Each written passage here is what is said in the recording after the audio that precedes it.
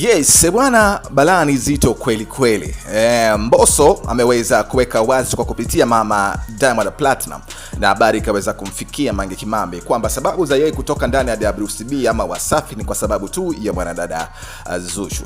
Amefunguka na kuweka wazi kwamba shida ilianzia kwamba kile inapokuwa hatua ama inapofika hatua ya yeye kurelease nyimbo, anapozipeleka ndani ya management, ni kwamba Diamond Platinum amekuwa akimsikilizisha Zuchu, na Zuchu amekuwa akitoa maamuzi ya hapana, hii isitoke na isitoke. Anasema amekuwa akirudia nyimbo mara wa kadha na kutengeneza nyimbo, lakini zote zimekuwa zikuzuiwa na Zuchu kwamba zisiwe hewani. Na pia ile ngoma inaporuhusiwa kutoka, basi imekuwa haifanywi promotion kubwa kama ilivyokuwa hapo awali. Anasema lakini kwa upande wa Zuchu, yeye kila ngoma anayoitoa, hata kama ameimba ujinga wa namna gani, basi yenyewe huwa inapita.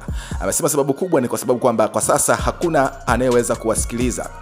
Anayewasikiliza ni Zuchu. Kwa na Zuchu amekuwa kama na kinyongo na baadhi ya wasanii wapo ndani ya WCB. So aliamua kumwambia Mama Dangote, lakini Mama Dangote naye alijaribu kuongea na Diamond Platinum, ikaonekana imeshindikana. Sasa Mbosso ikabidi kuomba tu mazingira fulani ya kuweza kutoka ndani ya WCB. Anasema kisa kikubwa ni hicho kwamba Mbosso anafanywa figisu kubwa sana na Zuchu kuweza kushusha mziki wake.